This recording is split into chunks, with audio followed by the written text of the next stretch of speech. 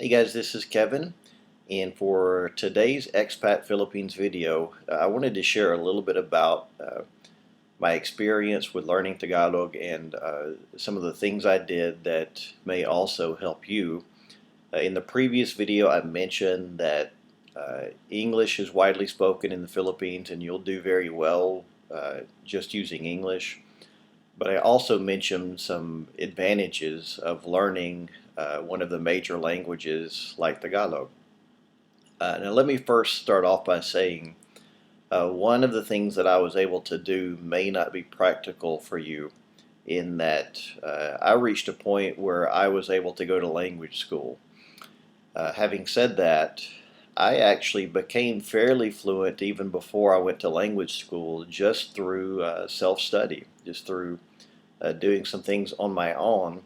In that way, once I went to language school, I was already probably what you would consider an intermediate level Tagalog speaker.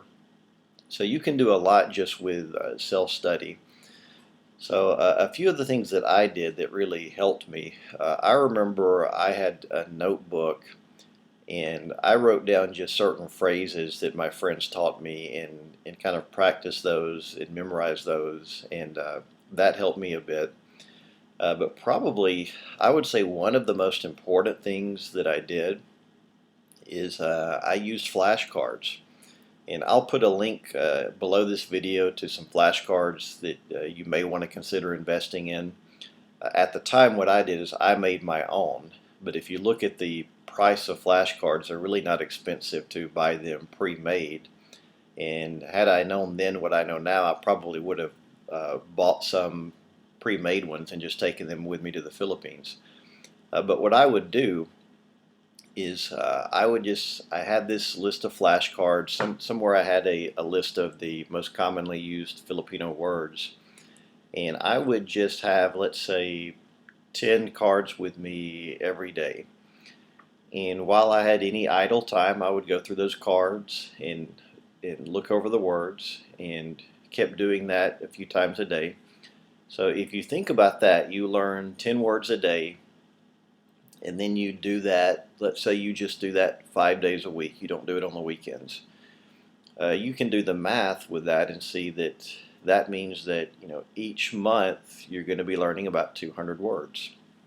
So after a few months of doing that, if you're diligent, then your brain at least starts having something to work with. You're getting enough words to at least have some idea of what people are talking about and some basic tools to use. Because I think what frustrated me when I first arrived in Manila, I had decided that I wanted to learn the language, but I really didn't know exactly where I should start. So flashcards, I would say, are a really big deal. Those can help a lot. I also used a book, and I looked online to see if the book that I used is available. I'm not sure if it is anymore. There's another book that looks pretty good. I'll link to it below, called Elementary Tagalog, that looks like it would be a good place to start. And I used that book some. I also used, there's a software that I used to kind of help me get started. But the problem with that particular software, again, I don't even know if it's available anymore, is that some of the way they phrase their sentences for speaking Filipino didn't make much sense to me. In other words, they tried to make the sentence structure in some cases too similar to English instead of the way people actually talk. And that software also had some really old, what they call deep Tagalog in it, older Filipino words that people just don't use as much anymore.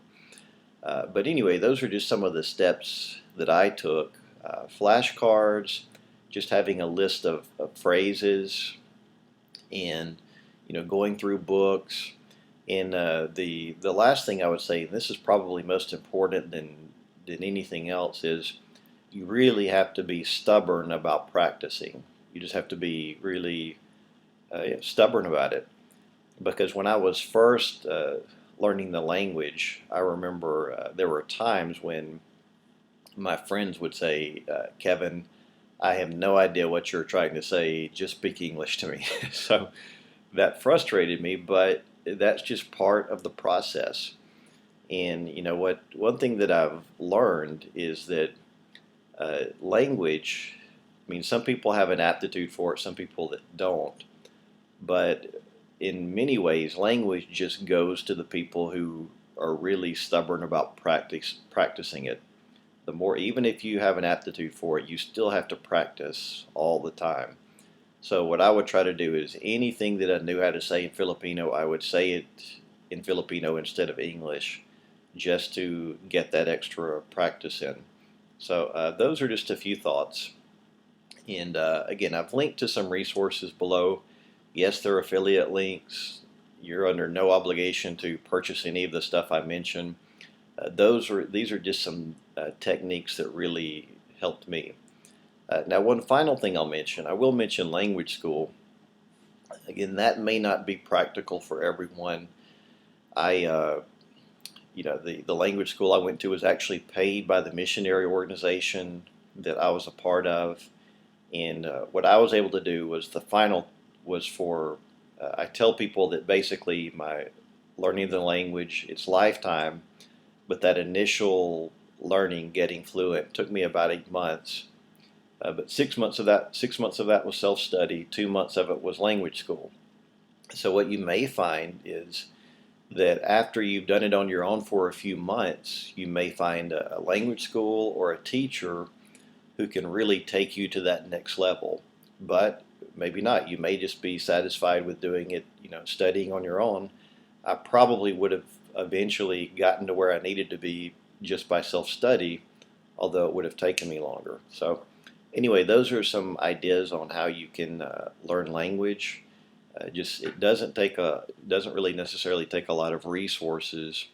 It just takes some dedication to it. So, but it pays off. It pays off for sure. So those are today's thoughts on language and culture and being an expat or missionary in the Philippines. If you have a question or comment, just leave it below and I'll try to get to it.